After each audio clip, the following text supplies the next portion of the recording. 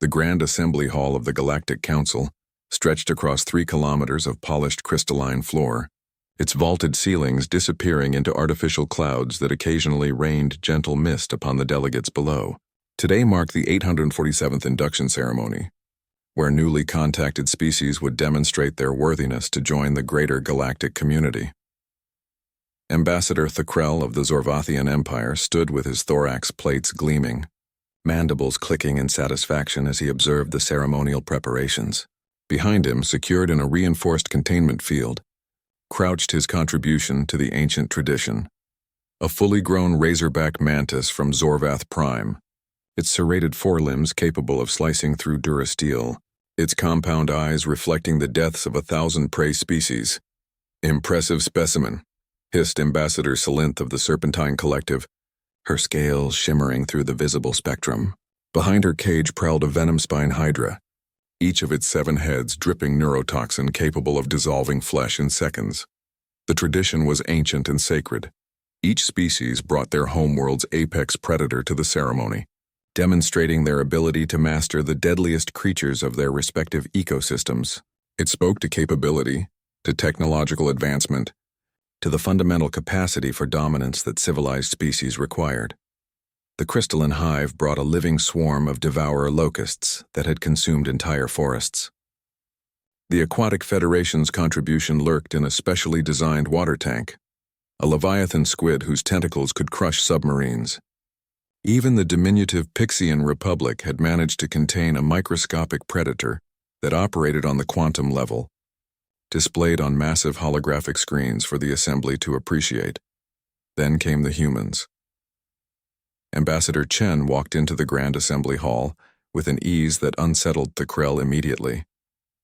There was no ceremonial guard, no weapons display, no reinforced containment field humming with barely restrained lethality. Instead, she held the hand of a small bipedal creature barely reaching her hip, its round face split by a gap-toothed smile. The creature wore bright primary colors and clutched a worn stuffed animal. In her other arm, Ambassador Chen carried something even more perplexing, a small quadrupedal animal covered in orange fur, its eyes half closed in apparent boredom. Emitting a strange rhythmic rumbling sound, the assembly fell silent. Ambassador Chen, Thackrell finally managed, his translator struggling with his incredulity. "Where is your predator?" The human smiled. "Right here.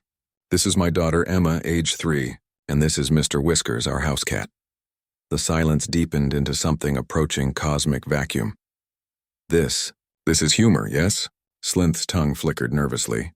"A human jest before you reveal your true contribution?" "No jest," Chen replied calmly. She set the cat down on the polished floor, where it immediately began grooming itself with complete disregard for the assembled civilizations of the galaxy. "These represent humanity's most successful predators." "The small one eats meat?" asked Tplox of the warrior caste, his 4 eyes narrowing skeptically. "Not particularly," Chen admitted. "Emma prefers pasta and refuses to eat vegetables, which is a constant battle." As if summoned by mention of her name, Emma released her mother's hand and toddled toward the nearest delegation, the towering Craxian warriors, each standing 3 meters tall with exoskeletons capable of withstanding plasma fire. The warriors instinctively stepped back as the tiny human approached, her arms outstretched. "Big bug," Emma announced with delight. "Want hug?" The Craxian battle commander, veteran of 17 planetary campaigns, found himself frozen as the human child wrapped her impossibly small arms around his lower leg segment. She looked up at him with enormous eyes. "You're nice," she declared with absolute certainty. Something in the battle commander's threat assessment protocols broke. His mandibles quivered. Yes, thank you, small human. Meanwhile, Mr. Whiskers had discovered a sunbeam streaming through the crystalline walls and flopped directly into its path, exposing his belly to the entire Galactic Council. The Serpentine delegation recoiled. Such vulnerability was unthinkable in any predator species. "I do not understand," Thackrell admitted, though his scholarly protocols were beginning to activate. "Explain this demonstration." Ambassador Chen picked up her daughter, who was now trying to pet the razorback mantis through its containment field.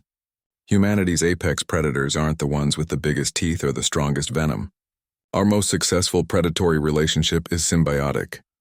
She gestured to Mr. Whiskers, who had attracted a crowd of xenobiologists. The domestic cat, Felis catus, humanity's most willing killer. They drove 63 species to extinction on Earth, not for survival but for entertainment. They kill because they enjoy it. We brought them into our homes, let them into our beds, and they chose to stay, not because we dominated them, but because the arrangement suited them. The cat, as if aware of being discussed, yawned, revealing needle-sharp teeth, then returned to its nap.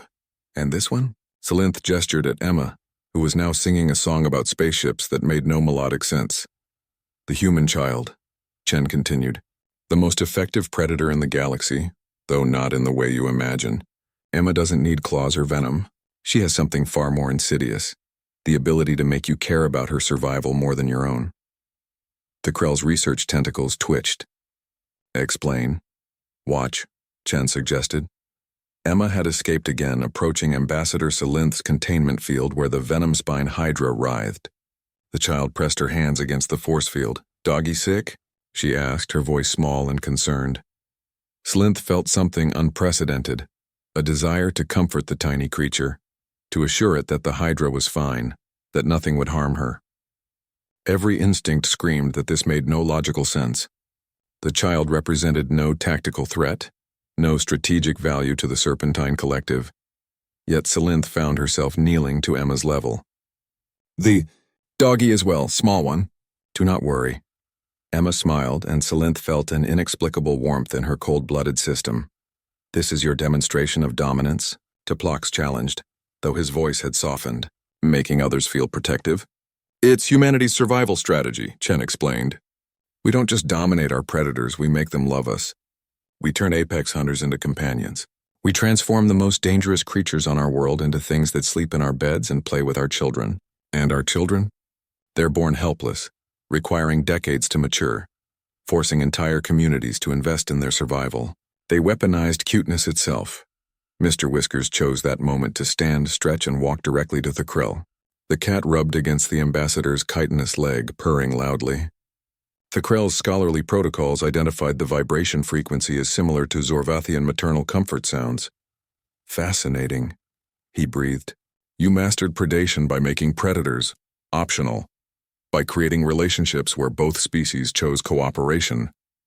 Exactly, Chen confirmed. Any species can capture and contain their predators. Humanity made ours want to stay. Emma had climbed into the battle commander's arms despite his protests. She patted his mandibles gently. You're my friend now. The Craxian warrior, conqueror of star systems, could only nod helplessly. The vote was unanimous. Humanity was welcomed into the Galactic Council. As the ceremony concluded, Threll watched Emma share her juice box with 3 different species, while Mr. Whiskers napped on classified military documents. He documented everything, knowing this moment would be studied for generations. Humanity hadn't brought their most dangerous predator. They'd brought something far more terrifying. Proof that they could make anything, even the galaxy itself, want to protect them.